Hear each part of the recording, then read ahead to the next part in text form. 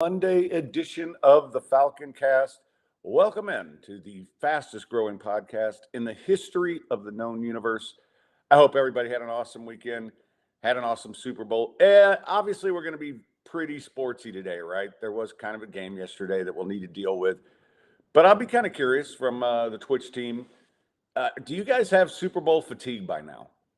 Because I admit by like Thursday, and I watch a lot of Good Morning Football and Sports Center and all this stuff. Welcome and Flip, and by the game, I couldn't watch anything pregame. It's like I've already seen. Oh, Brock Purdy was Mr. Irrelevant. Oh, is Patrick Mahomes the next Tom Brady? Travis Swift and his husband. Welcome, Heartthrob. By game time, I'm just man. I want to see some football. And then afterwards, it was kind of the same thing. It's like, let's relive all the storylines. And so I don't know. Did that, I don't want to say it bothered me. I just got tired of seeing the same old stories. And I'm already, I'm looking ahead to, welcome in, Zed. I'm looking ahead to next year. And I always go through depression the week after the championship games because I know there's only one meaningful game left. And, this year I had teams I would have liked to have seen get there. The Bills, I wouldn't have mind seeing the Lions. I wouldn't have mind seeing the Ravens. Now, one thing I will admit is I learned pretty early not to bet against Patrick Mahomes. So I stayed away from this game. I had a few props, but for the most part, I actually didn't bet much. I had plenty of hockey to hammer on Saturday. So Chuck Norris says, that's why I just turned it on at kickoff. Same shit that's been talked about all week. Yeah, and I get that the NFL has to polish this thing, and it's a huge production for them. And I also know how excited they were to have Travis Swift's husband there. I mean, it really did make for a production that exceeded just the NFL, and it just. I swear to God, every time they showed her popping up and down in that damn suite, I'm like, oh my God, I wish there was something else on to watch for 20 seconds. So, yeah. Heartthrob says he's just here to lurk because he has a 45-minute drive home from work. What's the weather like in Oklahoma, Heartthrob? We got a nice, windy, cool day today. All right, let's, before we get to this, I want to tell you about Midtown Bar and Grill, 415 West Gray. Usually I would be there on a Monday. But today I just decided to do it from home. Variety of reasons, but I'll be back out there next week for sure. But please stop by. They've got great food and wonderful people. Tommy's a great guy. He's part of my little hockey group that I send plays to, which I think I've hit my last two pretty big overs. And one of them on my Leafs who got their ass kicked by Ottawa, but that's all right. Nobody cares about that. But it's a great place, great food, great staff, and just a cool place to take a date. So if you have a cool date, take her or him or her and him. I mean, some of you may have doubles. Take them to Midtown Bar and Grill. You'll get a nice dinner. I've not had a bad dish there. So check it out. And without further ado, I'm going to bring in one of my favorite human beings on the planet. Because he'll want to talk a lot about the Super Bowl. But I also want to get to some later on in the show. Some weird stuff happening in college football coaching that kind of got lost in all the Super Bowl crap. And so I want to do that. And maybe something else will come up. We'll get a little college basketball in. I know AJ and I hit that pretty hard on Thursday, but Mega Mac asking how much did I make off the Super Bowl last night. Like I said, I had a few props. I probably made about $80 in all, but that includes all the money I took out to play in every squares pool at every bar that I go to. And I did not sniff a number. That this is one of those years would have liked to have gotten 0-0, so at least you get one quarter. But so I didn't really make much money. I did think I want to start off with this, Jermaine, because I don't know if this is a topic that a lot of people have gotten into, and I kind of want to be a little different as usual. God knows I'm different. Welcome in, B. Hannon. I had more than one person either text me or call me after the game asking if all the NFL games were scripted now. Oh because my God. well, and you know why? And listen, I'm not gonna make fun of that because the problem is with gambling out there now. I mean, it didn't it? I mean, if you were trying to make a movie, that's how you'd end it, right? The Patrick. I mean, yes, that's. Yeah, I mean, you could say that would be a good way to end a script if you're trying to like make it more of a Hollywood type of feel good type of story, But I just sometimes I really wonder about the intelligence of humanity. I really do. Oh, you should be worrying about that a lot more. How many times have we talked about this? And look, I count myself among the dumbs these days. Yeah, and I've mentioned this before. My friend Eva, we had dinner the other night, and she's like, "Yeah, you're still the dumbest smart person I know." I'm not sure how. I don't know where that puts me on the scale, right? Like I'm smart about some things, but actually, I also want to do a quick shout out to on a Friday. A lot of you guys might remember this guy. He was a writer at the Chronicle for a long time. His name was Michael Murphy. Also, the best basketball player I've ever played with in my entire life for a 5'10" white guy who was 50 years old at the time and passed the ball like you wouldn't believe. We won so many leagues with this guy. But and I met him in a creative writing class. He was in the undergrad part of it, and I was in the grad part. And he was just brilliant. And I hired him at the Chronicle, and he covered a lot of stuff for a long time. He wound up going to NBA.com for a while. Knows basketball better than anybody. And then he just randomly got a job teaching English in China. So he's been in China for 15 years, and I haven't seen him.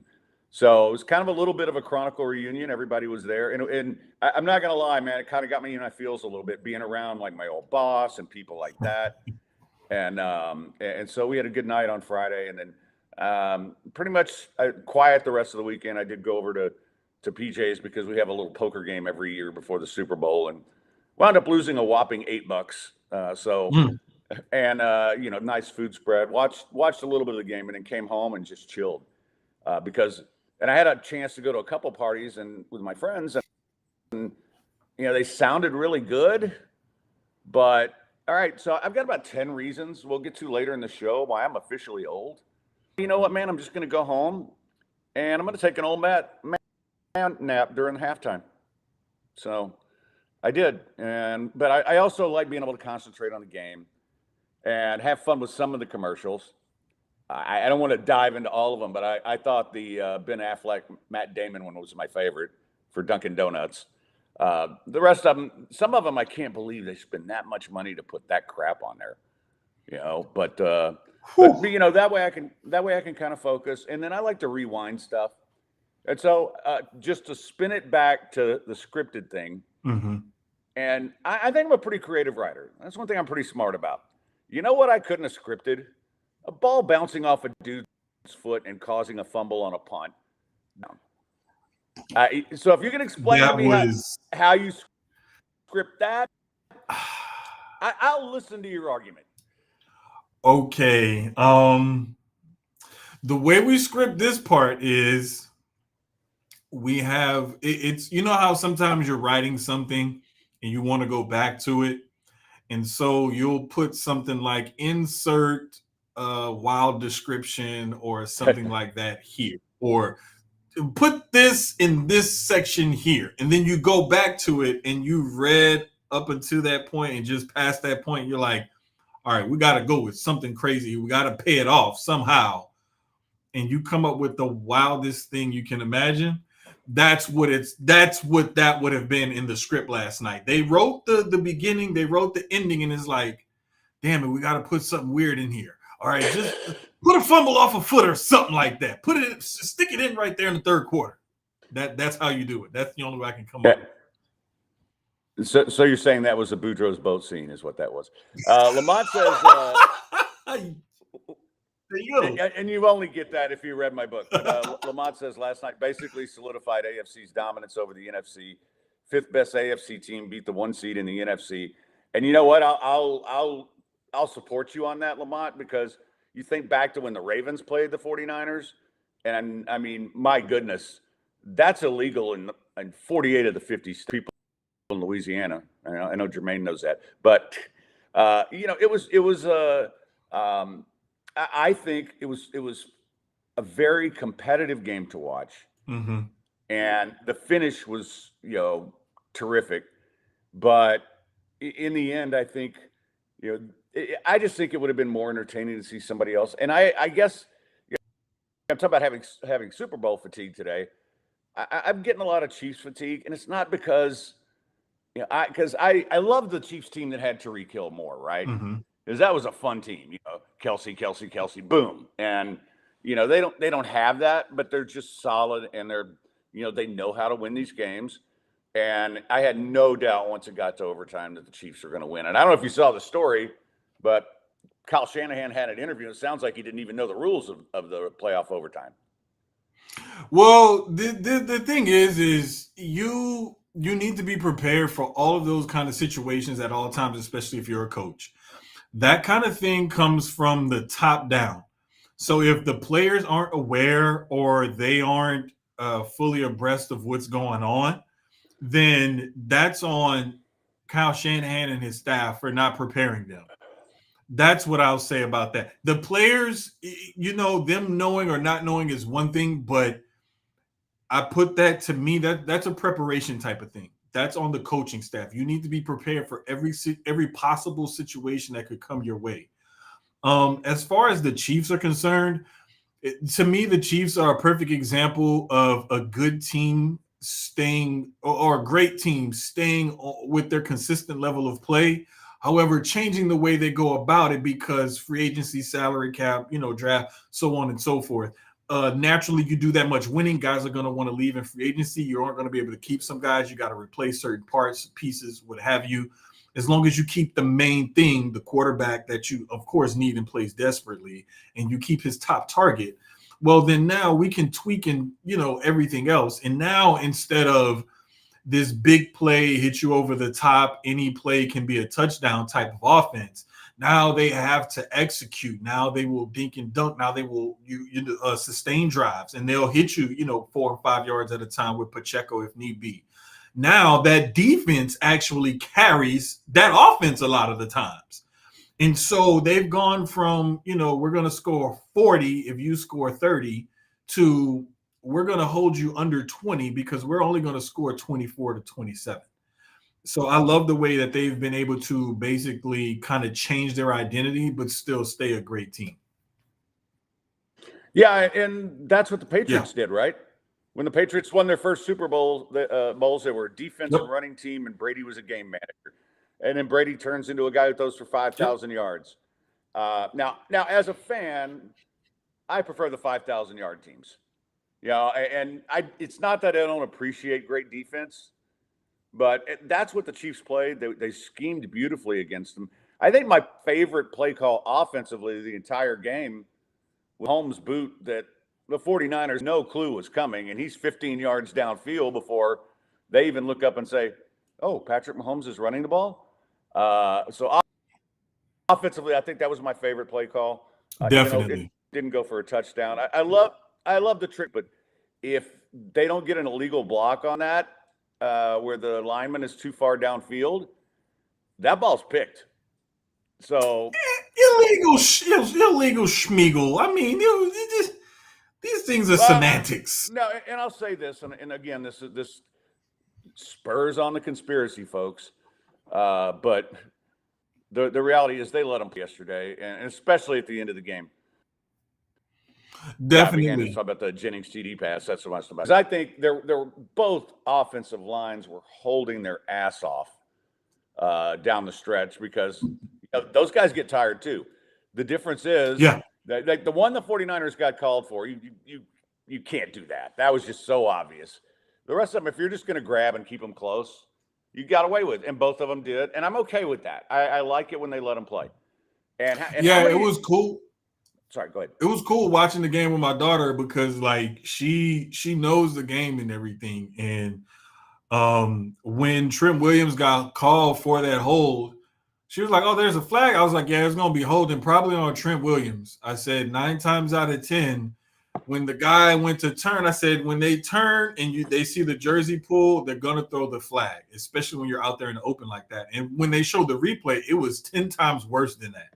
Yeah, because he tried to take him to the ground while he had. Yeah, exactly. It was, and I mean, in a play like that, if you're a guard or a center and you're in the scrum and there's a guy coming in blitzing and you kind of grab him a little bit, you can kind of hide that. But when you're out there on an island as the left tackle and the play is coming to your side and there's nobody out there but you and the guy that you're blocking, they're gonna see every single little thing.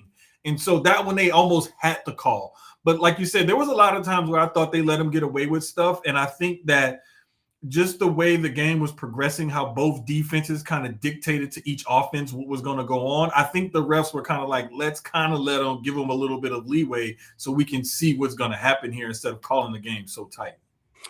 Yeah, and I appreciate that. I'd rather you let them play. Yeah. And I think they did. And of course, if you're if you're a 49ers fan, it's like, oh, they got away with this, they got away with this. Yeah, you guys got away with some stuff too. And it generally plays itself out. And I thought that, from that perspective, I have no complaints about how the way the game was called. I think that you have to let these guys play a little, but if it's obvious, like it was with Trent Williams, you got no choice. You got to throw that flag. Yeah. And I thought the play that gave the 49ers a first down on 3rd and long late in the game, I thought that was a pretty iffy defensive holding call. He did it, but based on what they were doing, it seemed like, I think that's a bit much. Well, welcome in, it's Chewy. I want to address something Flea says before we get too far away from the commercials. Says Jesus has evidently achieved a pretty high tax bracket. I saw Jesus snag 2 Super Bowl commercials. Jesus is Oprah rich. Yeah, what's that, $7 million? And, I see these commercials all the time. I got to tell you, I got no clue what the hell they're about. I really don't. And, I got no dislike for Jesus. Yeah. I don't think, I think Jesus would, just me, I think Jesus would have better commercials if he were writing them. Oh, easily. I think they'd be a lot better. Easily. The thing is like, when you look at those commercials, sometimes I wonder, because it's like a nonprofit business, I wonder, do they give them the same rates they give for-profit businesses? Yeah, I don't know. I don't sell ads for those guys, but they still can't be cheap, right? Oh, of course not. I mean, there's some other nonprofits. Yeah, Liebeshack here. Hey, what's up, buddy? There were 3 ads from them total. And then Flea was asking a playoff rules question. The 49ers take the possession in OT, kick a field goal. By rule, they now have to kick off to the Chiefs. Hypothetically, in that situation, could the 49ers have kicked onside, recovered the onside kick, winning the game in the process? That's a good question, because the rule states that both teams have to have a possession. So I'm not even sure if it's within the rules for the Niners to try to kick the onside kick. I'm not sure. That's a good question that I'm gonna definitely have to look into and get you an answer on that. Yeah, and we'll talk about Jermaine's podcast in a minute, but I promise you, Jermaine will look it up and get you an answer on his pod this week, and then he'll pass it on to me. And for those, definitely, because like there's just certain things like that. But I think you could do that. The problem is, if you look at the onside odds, what is it, like 2 of them here that got recovered, I think. And do you, so is it better to try that and give Mahomes a short field where he can tie the game easy, or kick it deep and hope you can stop him, which they couldn't? Yeah, there was, I believe it's 5.6% roughly.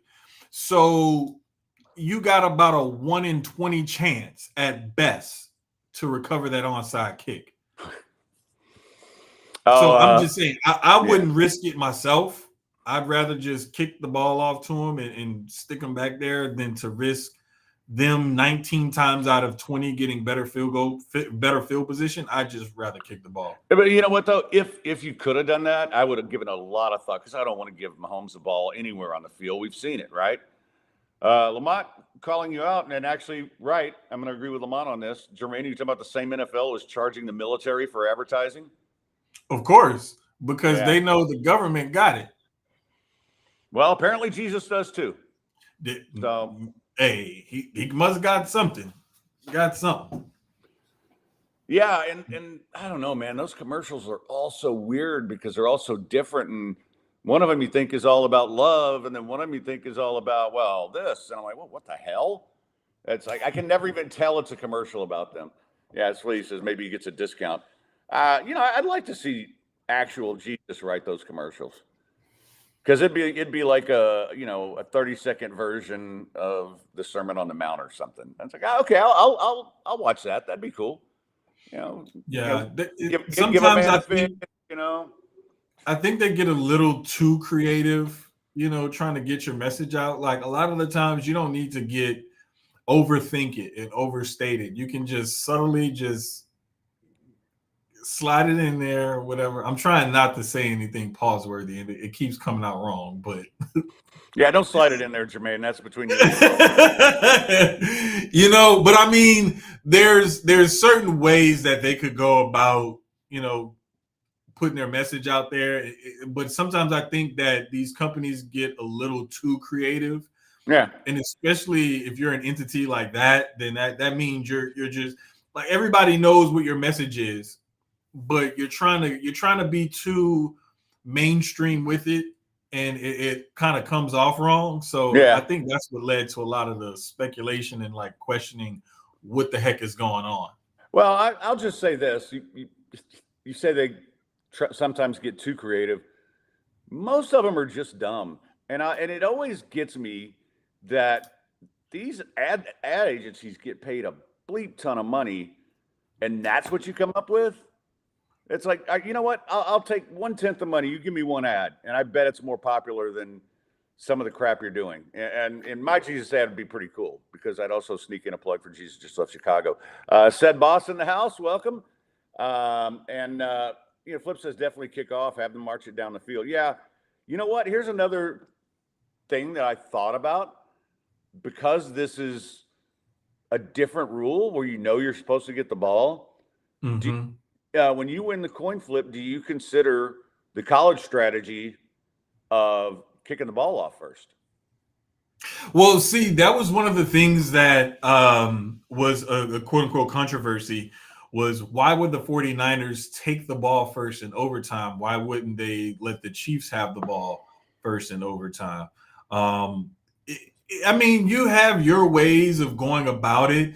There's going to be the analytics that say you should do this or you should do that or what have you. My thing to me is do what you feel is best. If you feel like your offense is better than their defense and you can put pressure on them and you feel like you've been moving the ball up and down the field, which they kind of did, then that means, okay, let's go out, put pressure on them, and we're going to go out there, we're going to score and see what they can do.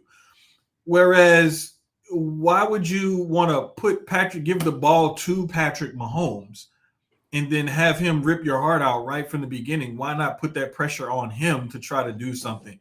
I mean, it's your personal philosophy. To me, it's whatever you and your team feel works best for you. There is no one set way of doing this. And I wish people would really stop adhering themselves and saying, well, you're not supposed to do this. You're supposed to do whatever the hell you want to do that makes you feel better about your chances of winning. That's what you do. Well, you can or can't do this. No, and there were a lot of factors here because both those defenses were gassed. So maybe you want the ball first because they just came off the field. They've had a short rest. Maybe your guys had just, had to be on the field for a long time while the Chiefs tied it up. I mean, all those things go into it. But, I do think that it's a different kind of strategy and you need to think about all that. And a couple of other things that Flea wants to know, are those commercials secretly funded by Easterby? Oh, he made enough money off the Texans. Of course, there was no one fish, two fish, red fish, blue fish, so probably not. But let me guys tell you real quick about. And by the way, if you have a company and you want to advertise, this is why it works. Our buddy Jay needed a plumber. Guess who he called? Piper's Plumbing. 832-632-2583 is your number. They're based in Nassau Bay, but they'll come everywhere. He's also doing some stuff for another one of our guys. And yeah, I've been telling you all along, man. Everybody's going to need a plumber at some point, right?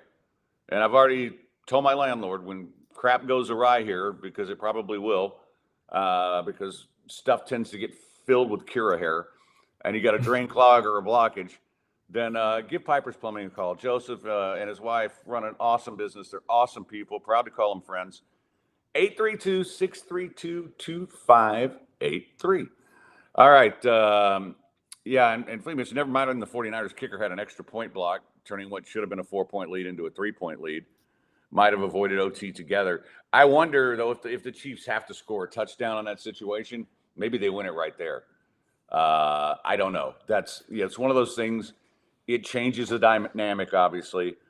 And, I mean, that guy had an amazing year. Wrong time of the year to miss a kick, right? I mean, it's a Super Bowl. It's also the wrong time of the year for the ball to bounce off your foot on the punt.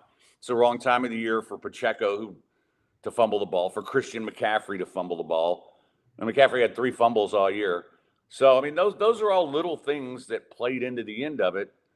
And, it's one of those things. You kind of look back on it and you're like, okay, if this had gone differently, but it does change game flow, right? So, like, you knew that the Chiefs only needed a field goal at the end. If they're down by 4, then the play calling's different, everything's different, and I'm pretty sure they would have found something that worked because they did the whole game and when it counted. Yeah, that drive totally changes in a few different instances. For example, one of the things that I know for sure where that drive would have changed if they needed a touchdown is just as slow as they were getting into plays and as much time as they were letting run off the clock. Specifically when they got the ball to the right at midfield, right? They let almost 20 seconds run off the clock on that play, and then the ensuing play they let another 20 or so seconds run off the clock. So in those 2 plays, those back-to-back plays right there was about a minute that ran off the clock. Now, granted, they did have their 2 timeouts. However, if you need a touchdown instead of just a field goal in that situation, you got plays called, you got plays scripted, you're audibling, you're no huddling, you're getting to the line of scrimmage, you're not wasting any time and taking your sweet time because it's like, okay, well, we'll get in field goal range eventually. No, you're pedal to the metal, balls to the wall and going harder. There's also another play in which at the end, I want to say there was 10 or so seconds left. They tried a little kind of like a back shoulder throw to Kelsey, but Warner was all over it. Yeah. Right then and there, if they needed a touchdown, and let's just say everything stays the same, they're still in that exact same situation. They no longer call the timeout and then screw it, let's just kick the field goal. They're going to try at least one more shot at the end zone. Absolutely. And use that other timeout and whatnot. But everything changes if Moody makes that extra point. So to me, I think that the Chiefs probably could have won it in regulation had Moody made that extra point, as opposed to screw it, let's just kick the field goal and take our chances in overtime. Yeah, I tend to agree. And I think one of the things at the end, early on, the 49ers were playing like, hey, we got to pull out all the stops. And if we're going to beat the Chiefs, but then by the second half, they got conservative. Mm-hmm. And they also got away from running the football on the first 2 possessions of the second half. 6 straight passes, 2 3-and-outs. What doesn't make sense is you saw what the Ravens tried to do last week, and they played into the Chiefs' hands by throwing the ball so much. You knew what this team was about. You saw what this team was capable of. The 49ers ran the ball 31 times, and they passed it 39 times. That's good balance going against a team is not as good against the run and very good against the pass. That was pretty smart. However, like you said, Kyle Shanahan, he outthinks himself and gets way too cute, and he will screw himself in the end, and that's exactly what ended up happening. All right. Before we move on to some other football news, and I want to get to, of course, everybody already has their power rankings out for next year. Mm-hmm.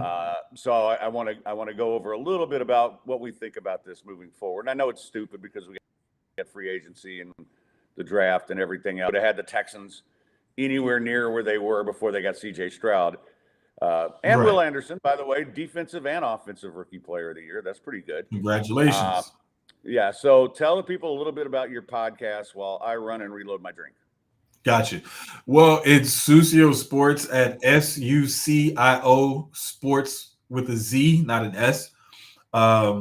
You can find us on Twitter. That's at Sucio Sports. And you can find us on Instagram. I believe it's at Sucio_sports. Again, sports with a Z. We're all part of the CDB, Culturally Diverse Brand Multimedia Network. There's also the lead podcast on the network, Sucio Boys, which is culture, lifestyle, just us talking shit as friends.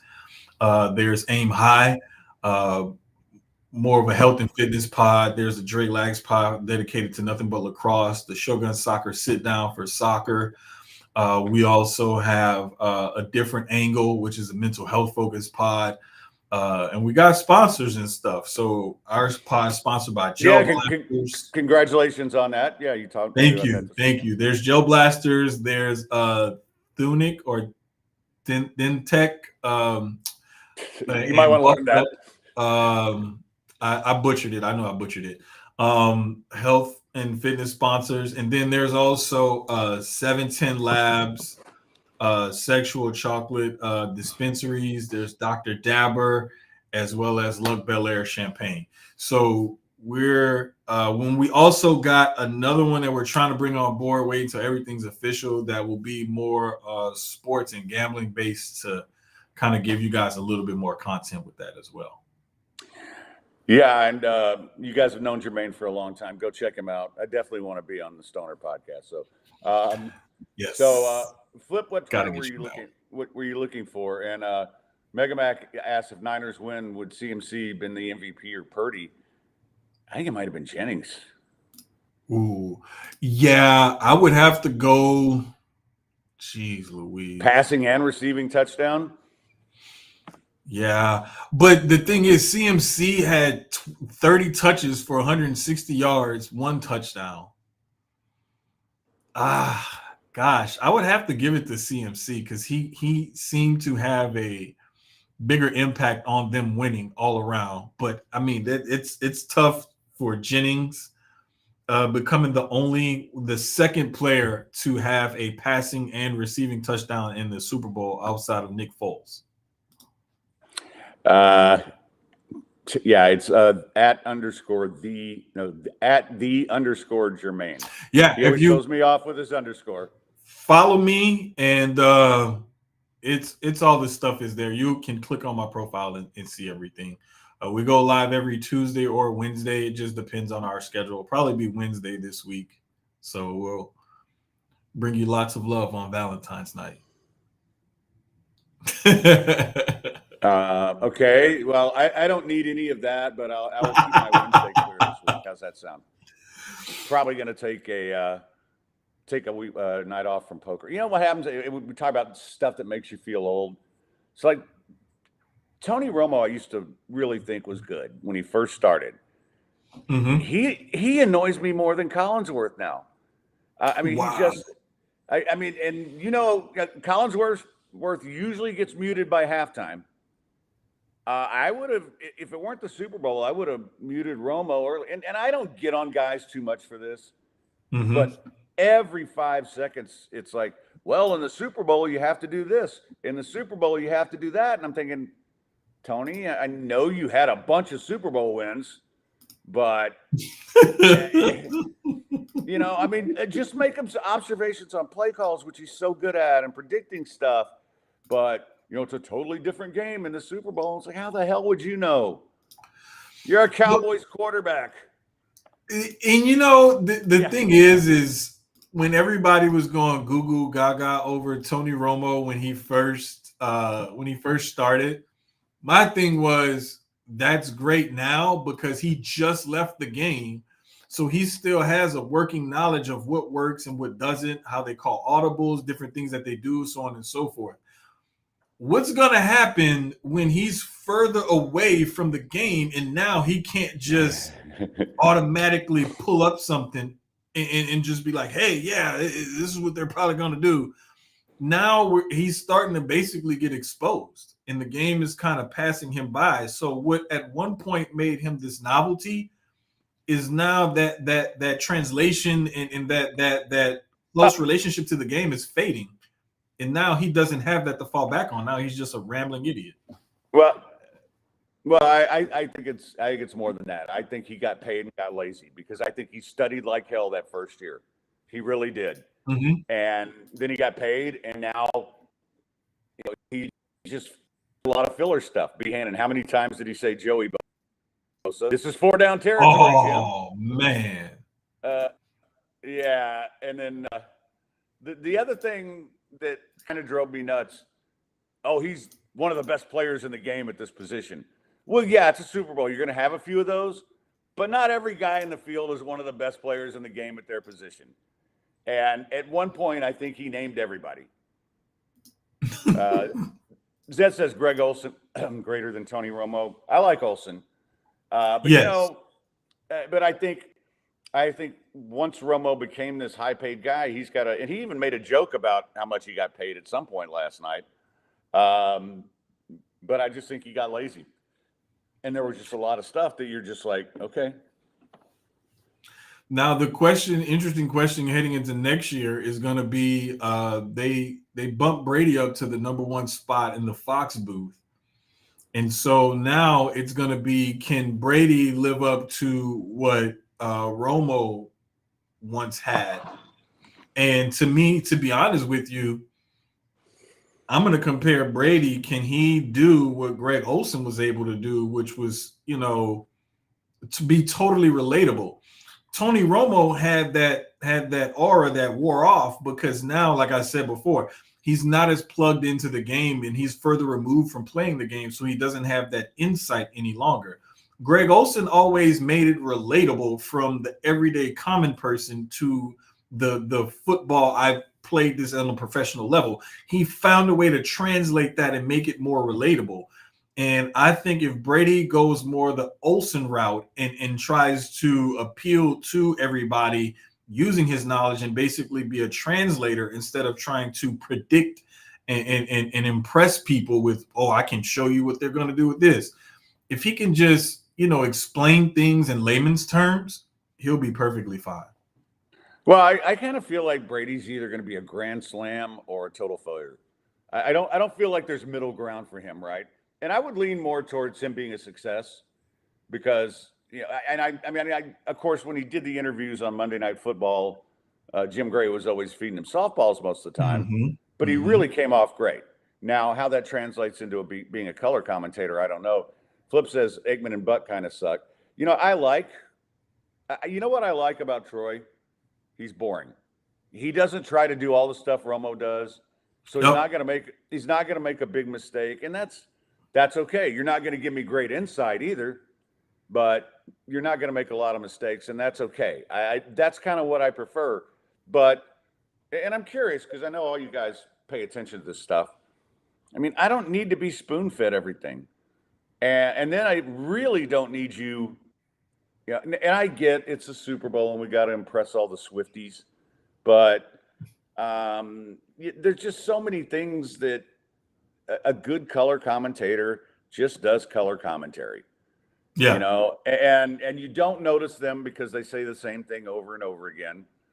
Like I love Spencer Tillman in college football, but if he says hold your water one more time, I'm going to throw up. It's like you can't get into those kind of things. Like Troy Aikman doesn't say stuff like that where we say, oh God, if Troy says this again. But he is boring. But the thing is, Troy Aikman is like Troy Aikman is slow and steady wins the race. He's the tortoise, not the hare. And that's how he was as a quarterback. Yeah, and he's going to give you, he's a game manager on color commentary. He's a game manager. He's not a playmaker. He's not a dual threat guy. He's going to give you, you know what? We're going to run on first, run on second, and a short pass on third, and we're going to matriculate the ball down the field, and we're going to punt on 4th down. We're going to kick field goals, and that's how we're going to play the game. That's Troy Aikman. Whereas Tony Romo is kind of like, you know what? We're going to put out some gadget plays, and once everybody figures you out, they're like, oh, okay, get out of here. As somebody mentioned earlier, 4-down territory. And Flea mentions Troy is funny commenting on games from an old school perspective. That is roughing the passer. Might as well have these QBs suit up in a dress. Yeah, and think about, well, there's rumors about Troy in a dress, but think about how many concussions poor Troy got. Man, I mean, he got his ass kicked back in the day. Yeah, and that's when they, before they started doing all this stuff. And but I think from his perspective, I think he does a really good job. I haven't. And Lamont brings up a really good point also that Romo almost jacked up the streaker until Nance had to kind of guide him out of that. Oh, God, yeah. Oh, it's a streaker. Okay, it's a Super Bowl. There's always a streaker. Once I'd actually like to see it on TV. Not that I want to see what those streakers look like usually, because, I mean, it's not like you've got, some super hot, like not Scarlett Johansson ain't streaking at the Super Bowl. No. Now, and I'd be like, hey, I want to see that. I brought this up to some of my friends. I think it was it was earlier today. I was like, they need to bring back the days where they showed security like tackling the streaker and trying to get him on the ground and stuff like that. Nowadays, they don't show it on TV. Commentary doesn't talk about it. The only time you see it is if you're there in person or somebody has video of it from pulling out their phone or something like that. We need to bring back, streaker tackling days and stuff like that. Like that used to show me like the athleticism. I see the athletes on the field. Right. But I want to see what that guy who still wears that varsity Letterman jacket and he's 37 years old working security on the sideline at the game. I want to see what he can do. So I just think they need to bring back streaker camp. Well, and those guys are so roided up, they're just dying for an opportunity like that. And B. Hannon says, "LOL." A streaker that wasn't naked. Yeah, that was the other thing. You know who's done a good job with it. And again, not a fan of his as a play-by-play guy. I think he's better on TV than he is radio. But Kevin Harlan doing play-by-plays of yes, people running on the field and getting their ass kicked. I like that. Yes. Yeah, that's kind of fun, and it's funny because that's the kind of stuff. I've never had any interest in doing play-by-play or color, but if I ever did a game and a streaker ran on the field, my ass would be doing play-by-play. Hey, it would bring back. Oh, yeah, his little fella's bouncing around. We can actually see it. Yeah. It would bring back the old school Blitz days vibes when y'all would do play-by-play of a police chase. Yeah. Oh, that was that. I don't care what anybody says. That was quality radio back then. Yeah, Jerry Bow and I are talking about some stuff, and one of the things there's a website that actually shows all those. It'd be kind of fun to bring that back. Oh, a little Falcon Bow commentary on a police chase. So, all right. I want to move on now because we did talk about this. So the one I looked at was ESPN, and I just I'll get to this in a second. I'll see if you can guess the top 3 in the ESPN Power Rankings for next year. Let me see. Top 3 going into next year. I'm gonna say Chiefs, Ravens, Eagles. They've got Ravens, Chiefs, 49ers, Lions 4, Bills 5, okay. Dolphins 6. We haven't gotten anywhere near the Eagles yet. Cowboys 7, Eagles 8. Checking in at number 9, your Houston Texans. What? But you know what? And I'm not gonna call this guy's name out because I don't know him from Adam. But if you're doing something like this, can't you give me a little insight on what needs to change? For them to, because it says, I'll just read it. The Texans hit on a quarterback in C.J. Stroud and still have $61 million in cap space. So their window to maximize Stroud's rookie contract is now. And we've talked about that, you and me, AJ, everybody. But also, the organization has the most free agents entering this offseason, and all of them were at one point on the active 53-man roster, while 8 started at least 10 games. Now, part of that was they had injuries. So there's a lot of times those guys were on the roster. Yeah. And it says the 2024 Texans definitely will look different. What kind of fucking insight is that? Says No GM, shit, Sherlock. Yeah. GM Nick Caserio and Coach D'Amico Ryans must build correctly to continue the momentum created by winning the AFC South title. That is just fucking word salad. They must build correctly. All right. You know what? I can tell you right now. There's some guys they need to re-sign. They got to re-sign Grenard. I'd like to see Steven Nelson back, although I wouldn't mind you drafting a cornerback. I think you go spend money on a big-time receiver, like a Mike Evans or somebody like that, and add that. I think you have to upgrade your running back, but you can do that through the draft. Where is any of that? I mean, that's what I want to see. And then explain why I'm wrong. And I know there's a lot of talk about Texans will be interested in Saquon Barkley. Now, for me, that's not for me. I want to spend a bunch of money on a running back. I know you need a better one, but I think you can find those guys second, third round every year. There's a bunch of college running backs I love. Go get me a couple.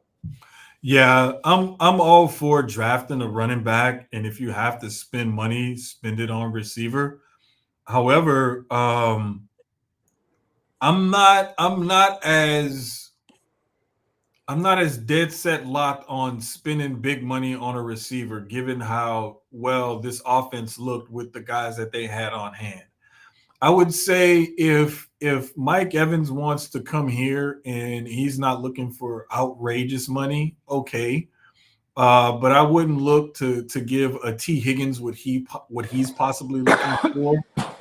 I also wouldn't want to, unless you have the right package for the right receiver, trade for one and have to re-up him either.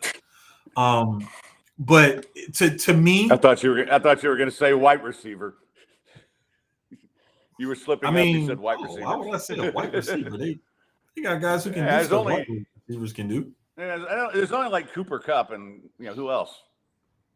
Yeah, and there's another one. The one that plays for the Raiders. They used to play at Clemson. Renfro? Yeah, but kind of getting to your point though, those are not guys I would spend money on, not Renfro level guys. Right. Behannon asked about his Bolts. I think they're 25th, which I think they'll be better than that. I think coaching change alone. And he asked about Mike Williams. I think Mike Williams is a really good receiver. But I think if you've got a guy out there that's a legitimate 1 or 1A, and there's going to be some guys available. It's going to cost you. I think you put them across Nico Collins. You get Tank Dell back and promise to never let him lead block on the goal line again. Oh, and good Lord. I'm still mad over that. But yeah, I mean, I think those are things that they need to look at. And I'd like to see him re-sign Sheldon Rankins, for instance. But guess what? They've done a good job of finding guys like that. So, and it's. I just want a little more meat on that bone. If you're going to tell me, the team's going to look different, they have to make good decisions. Ooh, yeah, great. That's every team has to do that. Even the Chiefs, the 49ers, right? Like all of those teams that they named, the Lions, all those teams that they named at the top of those power rankings, they all have to do that. Everybody has to keep their roster up. Make wise choices with their draft picks and their salary cap space and whatnot. Every team has to do that. It's give me the specifics. What do the Texans actually need? And if you want to look at it, I'll lay it out for you a little bit. They need another playmaker at safety. They need another cover corner. They need at least one, preferably two, more athletic linebackers. They need another edge rusher. They need more depth at defensive tackle. They need to bring back Schultz or find another playmaker at tight end, because even though his stats and everything may not show it, he came up big when CJ needed him to come up big. They need another playmaker at receiver. They need better depth at running back. And I could even stand to say that they need to find a backup quarterback, because I don't think that Davis Mills is the answer, and Case Keenum is yet another year older. So there's a lot of things that this team specifically needs. Don't just gloss over and say, hit on your draft picks, spend your money wisely. Like every team has to do that. I mean, come on. They have to make good decisions. Ugh. Yeah. But yeah, I think the running back depth is really important. I'm not a big Dameon Pierce fan. I don't think he fits the system. I don't think he's been the same player since he got hurt. He made one play all year, and that was on a kickoff return. I think that they have to upgrade there. And, I really think that if you get CJ a stud receiver, then this offense will look a lot different. Now, keep in mind, too, they were down to guys off the street for a while there. And Noah Brown was having a good season until he got hurt. I mean, you can live with that. Nico was healthy all year, which is good.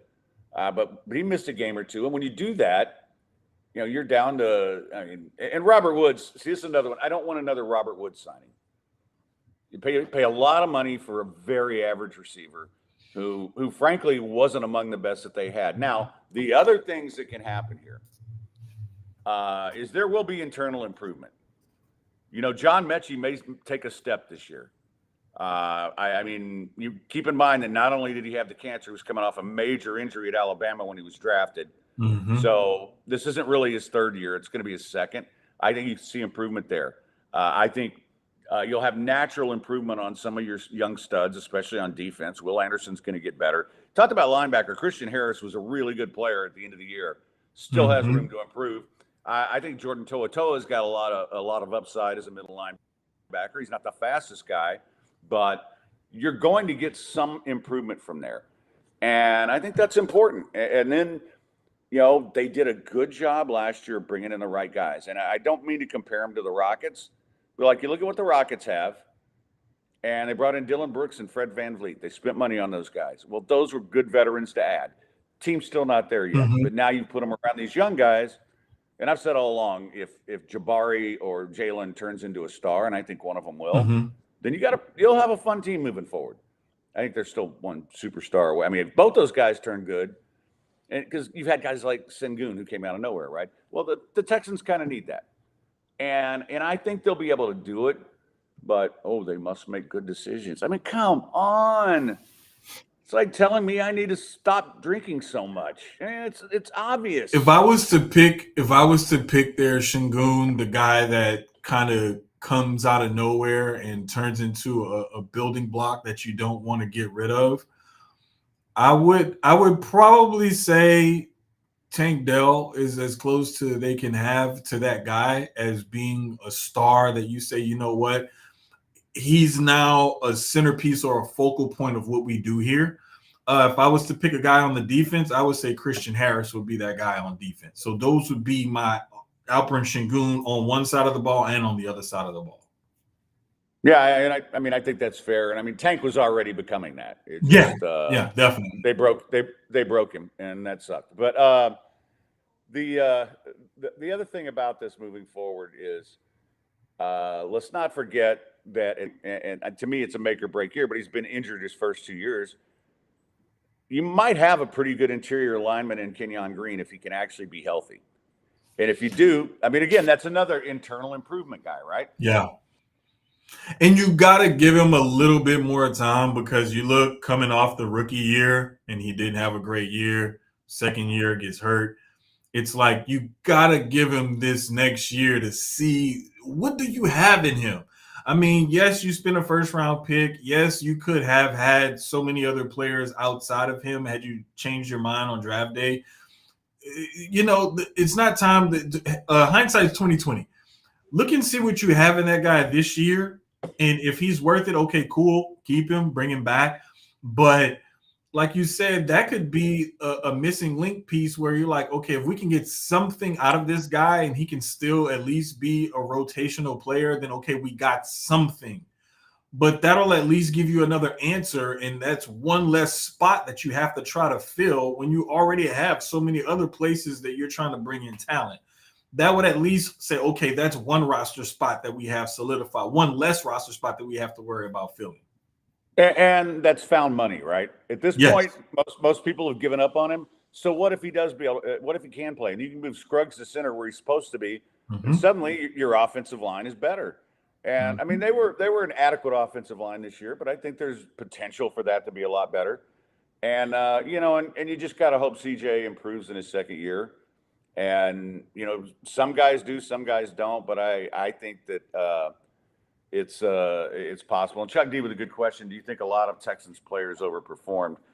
I think a lot of their secondary guys, and this is why I'm not worried about turning over 30 guys on the roster. Found all these guys last year. I think a lot of those guys overperformed. And I don't think Tank Dell did. Nico Collins, I think, has really become that receiver. Singletary, you could argue that, right? Mm-hmm. And Yeah, definitely. and on the defensive side, I think Steven Nelson played at a really high level. I might say he overperformed. And yes, you mentioned safety. With Jalen Petrie back there, they were good early with just good veterans next to him, right?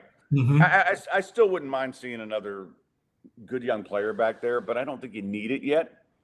And I think Petrie has another level that we haven't seen. And that's the thing. A lot of these guys, and by the way, Derek Stingley quietly had a really solid year last year. I don't think we've seen his best. No, And I don't part of think it so was, either. if you watch those last four games, they were not throwing the ball anywhere near him.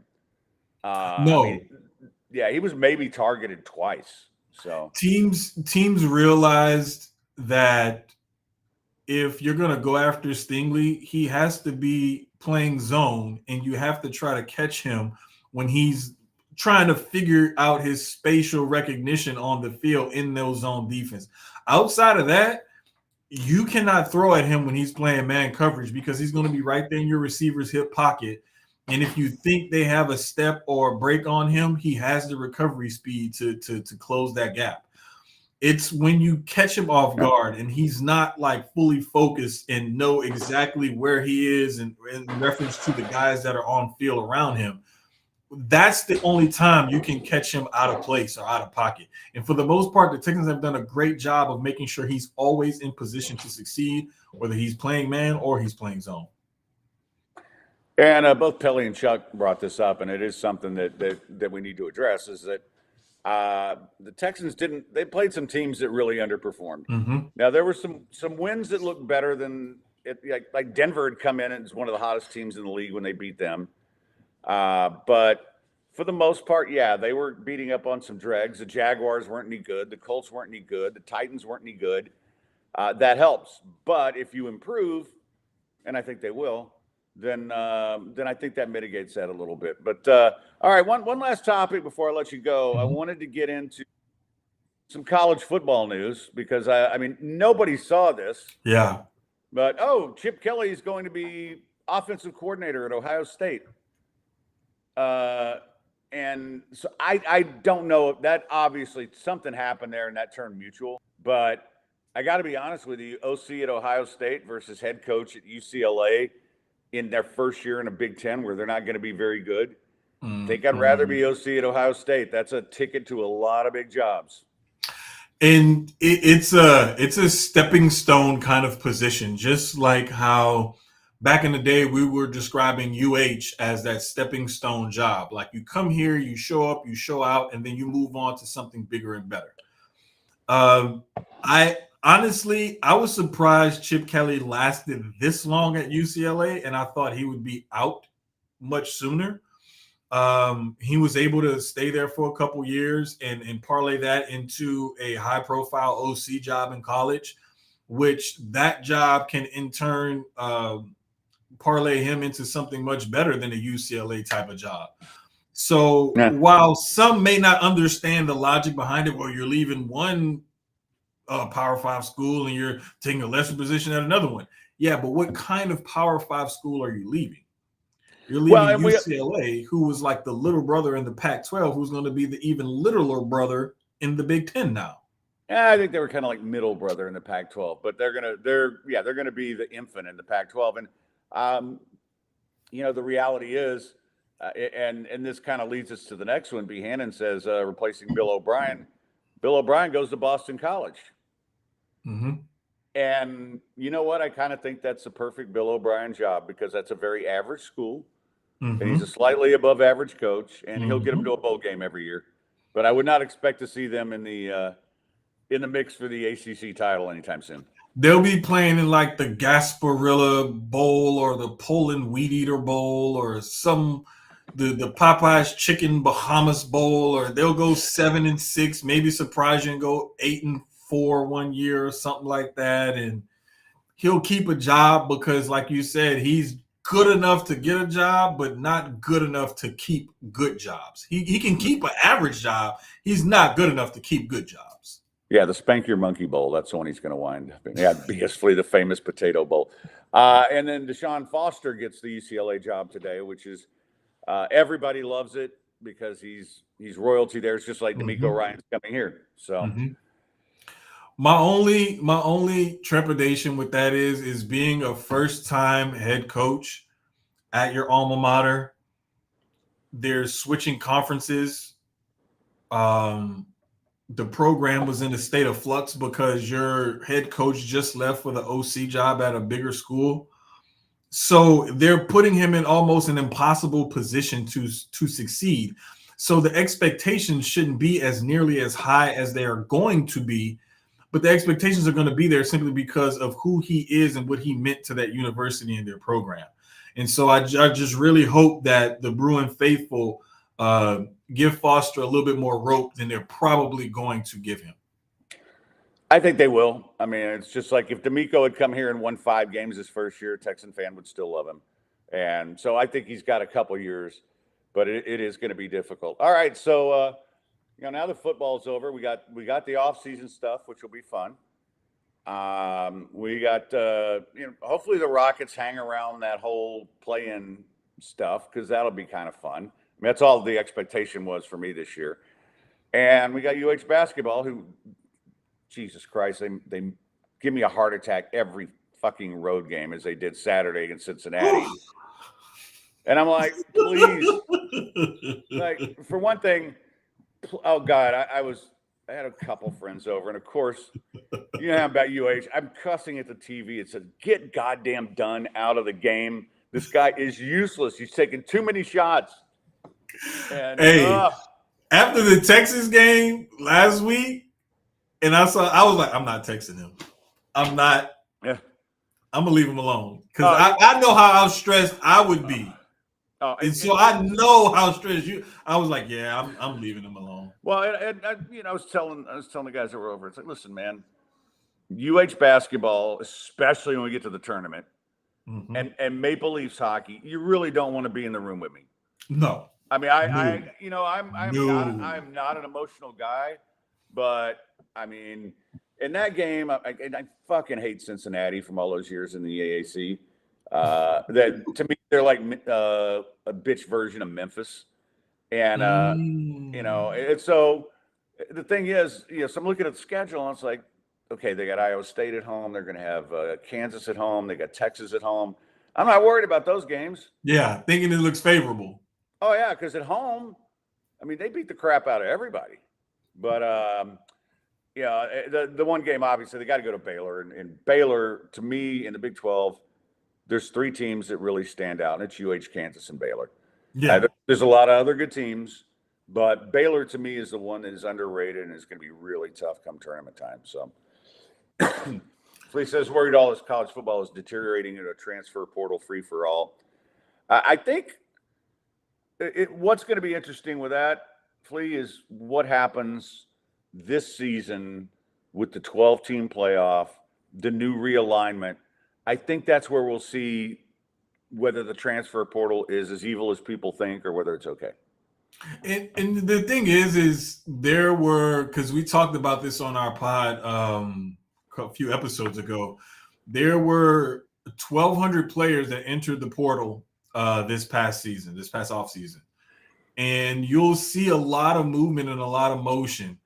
However, you aren't going to see like just those needle movers and balance shifters that's just going to it's not going to be a free agent free-for-all. You're going to see like some guys who got some playing time, maybe some starters here and there, but it's rare that you're going to see the starting quarterback for USC who just won or was a runner-up for the Heisman last year decide, hey, you know what? The bag ain't big enough. I'm going to Miami now. You're not going to see that kind of stuff. It's going to be very rare, few and far in between, but I do get where they're coming from, and I just don't think that the portal or the NIL has been as big of a detriment to college football as most people are making it seem. Could it become a bigger problem? Of course. Is it a problem now? It's something to monitor, but I don't think it's as big of an issue as people are making it out to be. Yeah, Total Dallas says some dudes shouldn't be in there. Stay where you are and compete. I mean, I don't know if that's fair, Total Dallas. If I get promised a starting position to go play at Alabama, and I get there and there's 4 guys better than me, I want to play college football. And, it's not about competing. It's like, listen, I learned this in high school. We had Division I guys on our roster, and I'd go out there and compete my ass off with them, and I was never going to be in their league. So I think it's and he says, wait until someone passes up an NFL rookie deal for an NIL bag. Guys, I'm going to tell you, I think the NIL thing is going to go backwards here because there have been a lot of instances. Mm-hmm. And, I'll give you a great example. And then I got to wrap this up before I go over and it cuts us off. Spencer Rattler got a huge deal at Oklahoma. And by a huge, I think, couple $100,000, right? Spencer Rattler loses his job to Caleb Williams. You're the guy who still has to pay him $200,000 to sit on the bench and look ugly. And you see a lot of this. And then you see injuries. And look at what A&M did. A&M went out and they had some guy sell 20 of his Gulfstreams so he could go buy all these players. How did that work out? So I also have to tell you, a lot of these NIL deals are not what you think. And I was a part of one when I was working with Mac, and you hear all these ridiculous numbers, and it's not that at all. And most of them are like, I have a couple friends who have restaurants. Well, the players can come eat free. That's their NIL deal. I don't think that's going to keep you from going to UT or OU so you can come and go to UH. But and I know, Daspit does NILs with both UT and UH, but it's these guys, they're not making what you think. And there's a few guys who you might be able to say that about, but it's pretty rare. So I just don't think the impact's there. I think it's easy to step forward and say, oh, this is ruining college football. I think we need to see what this next round of realignment does. And I'm not crazy about a 12-team playoff. Those are the things that worry me more than the transfer portal and, NILs. All right, Jermaine, tell them one more time when they can hear you again, either tomorrow or Wednesday. Tuesdays or Wednesdays, we go live. It'll probably calm back down now that my daughter doesn't have basketball games any longer. But Tuesday or Wednesday, about 8:30 Central Time, at Sucio Sports _ in the middle for Instagram. It's at Sucio Sports with a Z for Twitter. You can just, hey, I got the point right there because you nailed that. You can just follow me. You'll see all the links and everything to my stuff. We can link y'all there. Please support the sponsors that support us. We really appreciate it. All right, Jermaine, I love you like a brother. We need to get together soon. We keep talking about that, but now that I'm turning into old man who never leaves his house, you're gonna have to come over here and drink some Eagle Rare with me. So look, I thought I was gonna have something coming this week, but my cousin didn't stop at my mom's house for me. So possibly some other time when either I go there or somebody comes here, I might have something to share with you. I might. All right. Well, you need a break from serious life anyway. So yes. Casa del Falcon is probably, the best break you're going to get because we will drink and have fun and watch stupid sports. So yes. Thank you so much, brother. I will talk to you soon, man. And I also, I need to reach out with you about that other thing we're working on that has nothing to do with sports because I'm working on that for him now, so I'll be in touch. Yeah, I'm trying to. I got a couple more people I need to try to reach out to, but I know one for certain I'm going to talk to tomorrow or sometime this week. All right. So I know for certain, like I can put him in front of. I know at least one person that'll be good. Yeah, well, just for the record, our partner on that is here drinking my alcohol. So, All